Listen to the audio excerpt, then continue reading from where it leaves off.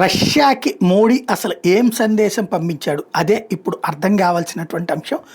ఏంటంటే ఎందుకయ్యా ఈ సమస్య అంటే అజిత్ దోవల్ వెళ్ళారు, అట్లాగే ఈ మంత్రి గారు కూడా వెళ్ళారు, జయశంకర్ కూడా, అదే జయశంకర్ తరపున టీం కూడా వెళ్ళారు.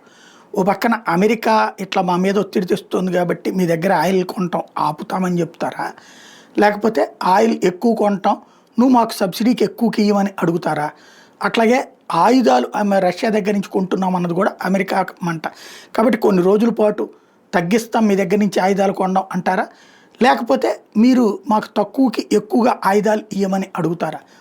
వాస్తవంగా ఓ పక్కన రష్యాకి మన మీద కోపం ఉంది, అందుకని ఆ మధ్యన పాకిస్తాన్ని ప్రోత్సహించే ప్రయత్నం కూడా చేస్తుంది. ఎందుకంటే ఇదివరకు మనకి 78% ఆయుధాలు రష్యా నుంచి కొనేవాళ్ళు. నరేంద్ర మోడీ వచ్చిన తర్వాతన ఈ 11 ఏళ్లలో దాదాపుగా 30% తగ్గిపోయింది. ఇప్పుడు 40-42% కొంటున్నాం. మిగతా 30% అట్లని అమెరికా దగ్గర కొంటల్లా.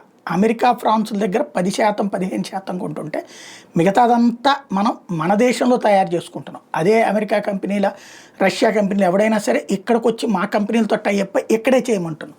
తద్వారా ఇప్పటికే రష్యాకు కొంత ఇది ఉంది. కాబట్టి అసలు ఏం జరుగుతోంది అనేది, ఏం చెప్పారన్నది భవిష్యత్తులోనే తేలుతుంది.